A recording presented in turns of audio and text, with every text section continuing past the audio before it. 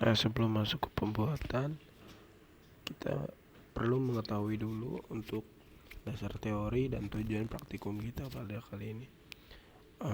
Judulnya kali ini adalah sifat kualitatif larutan dengan judul penurunan titik beku membuat es krim.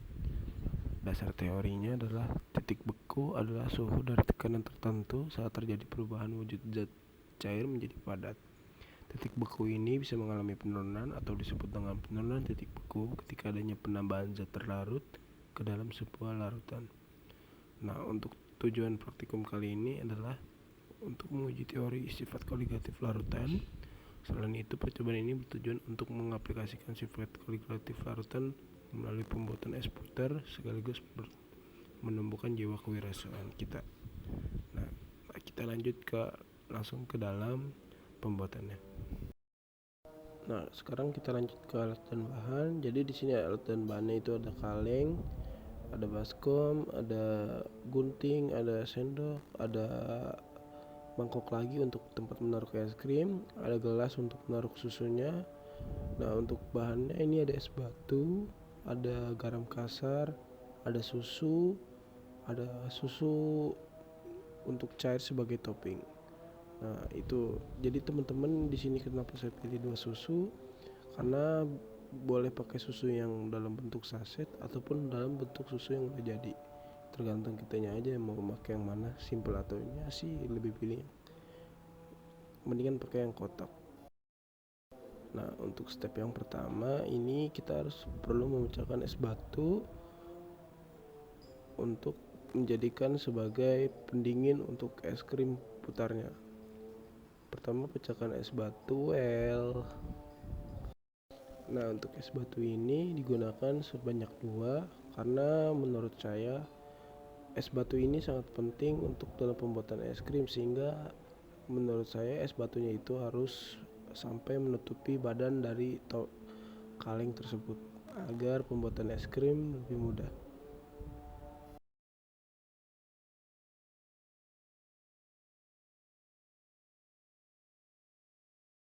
Selanjutnya, setelah es batu diketok dan menutupi kaleng, ditambahkan sebuah garam kasar.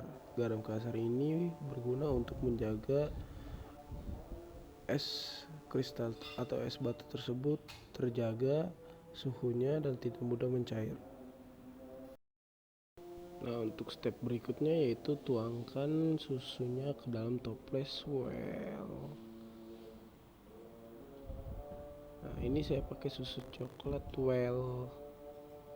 Nah, ketika sudah dituang, langsung aja kita puter-puter agar esnya jadi Untuk memutarnya ini kalian tidak boleh terlalu cepat-cepat agar es batunya itu nggak berantakan, karena memutar terlalu cepat nanti membuat tangan kalian pegal juga, karena saat memutarnya ini membutuhkan waktu yang lumayan cukup banyak. Diperlukan waktu 20 menit atau 15 menit agar sifat zat terlarut di dalam kaleng itu membeku, karena membutuhkan suhu yang cukup rendah. Nah, ini saya udah putar selama 3 menit. Nah, saya mencoba mengecek apakah sudah adanya es krim. Nah, ini udah terbentuk di pinggirannya.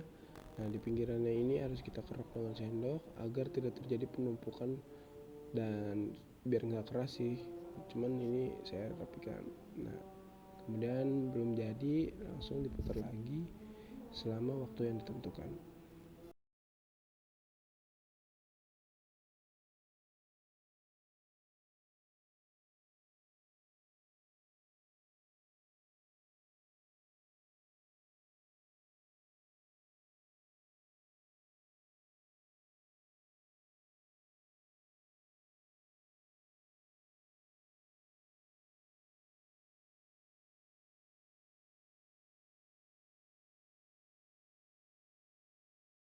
Nah, ini rekapan saya ketika sudah sampai waktu 6 menit. Nah, saya mencoba untuk melihatnya. Kita lihat dulu. Nah, sudah hampir jadi. cuman belum keras. Nah, oleh sebab itu saya memutuskan untuk melanjutkan terlebih dahulu agar es krimnya menjadi padat. Well,